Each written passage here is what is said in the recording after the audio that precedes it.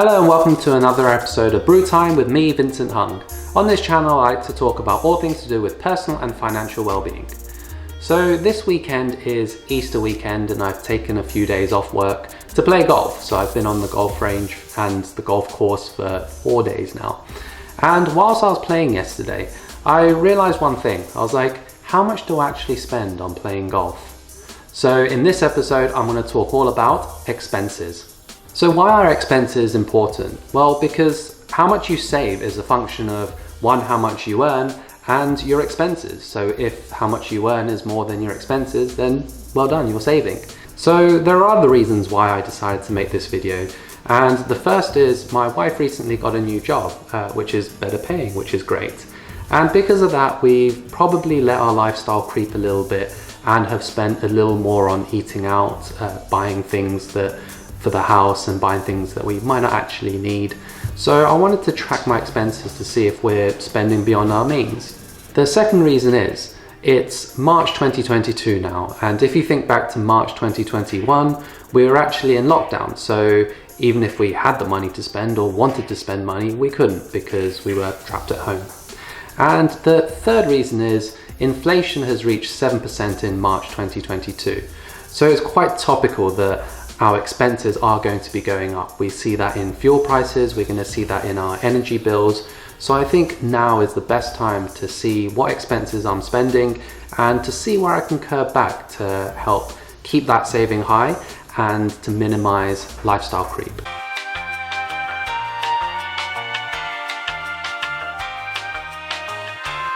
So the reason I'm documenting it is one, for my benefit, but also I want to share this with you because I want you to think about whether you're suffering from lifestyle creep and whether this is hindering your financial goals as well. And also, I know everyone likes to compare, so you can also compare how frugal or unfrugal you are compared to us, and to see how you're doing in terms of saving your hard-earned income.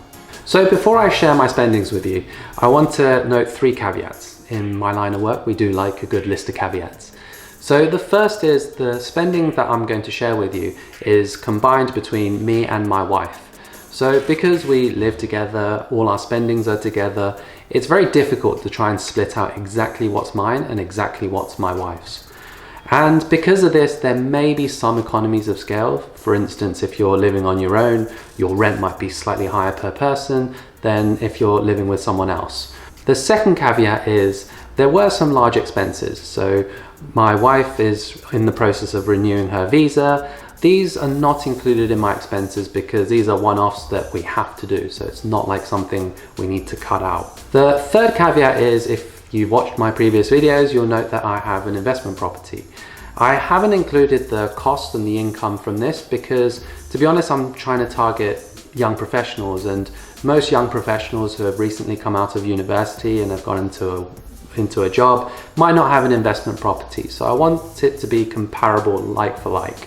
So if you've watched to this point of this video, thank you very much, and I won't keep you any longer, so let's get down to my expenses. So here I've listed all my expenses. This is from mine and my wife's credit cards, our debit cards, any direct debits we might have, and we've listed all of this covering a 1-month span from February to March. And this chart represents what me and my wife have spent throughout the 31 days. This was a very vanilla month. There were no major purchases. It's a life as usual sort of month. There are a few things that I do pay for the whole year, like car insurance and also holidays, which I've budgeted a small sum for each month because that's normally spent in one point of time, which isn't between February and March. So our largest expenditure is for our rent, which I guess isn't surprising. This represents almost 27% of our household income, and according to the Office of National Statistics, a typical English tenant paid on average 27% on housing. So I guess we're pretty much average on that.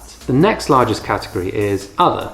This is a catch-all for all things we purchased, i.e. from Amazon or cat food or plants for the house. In February and March, we bought a few things for the house, so there are a few large-ish IKEA spends in there, but nothing too major. This, to be honest, is one thing that surprised me because I didn't think we bought a lot of stuff that we didn't really need. And going through my expenses, there were actually several Amazon orders and these trips to IKEAs, which I now ask myself, do we really need? The odd thing here and there I think is fine, but I think this is definitely an area where we can try and cut down on our expenses.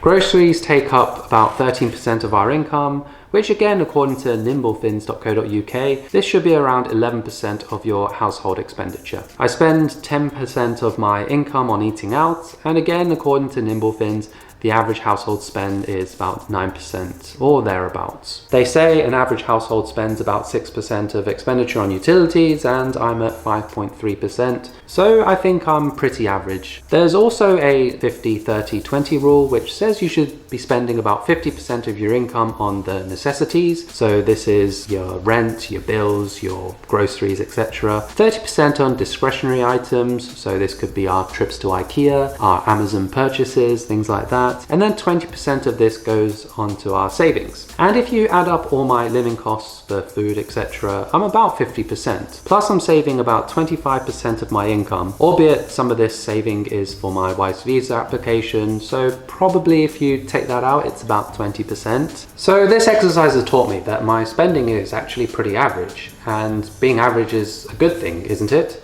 Surely if everyone else in the country is doing the same as me, I must be doing something right. However, being average scares me because the average male in the UK retires at 65 and the average salary in the UK is £40,000. Now, if you add up my wife and I's salary, our household income is more than the average salary of London, which is a good thing. But if we're spending the same proportion on rent, groceries, non-discretionary items, then surely are we letting our lifestyle creep? Because if we're earning more than the average salary, surely we could be saving more. So this is precisely why I created this video. And in doing so, I realized that actually I spend a lot of things in the others column that I might not actually need. So do I really need to go to IKEA so many times in a month? Do I really need a new houseplant like that one up there? I'm not preaching everyone should become a minimalist and only have 10 things in your life.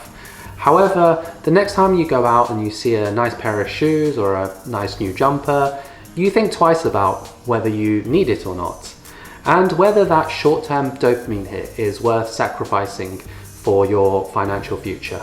In making this video, I hope I've encouraged you to think about where your money goes each month, and also to do the same exercise as I did and figure out where all your expenses are within a month. Now, you could do it like I did in a spreadsheet, all in one go, or you can track it day to day using apps such as Money Dashboard. Either way, the important thing is to know exactly where your money is going and to see where you can cut down on expenses to make sure you minimize lifestyle creep. Thank you for watching. If you like this video, please hit the subscribe button and like this video. It really does help grow the channel. Thank you again and see you in the next episode.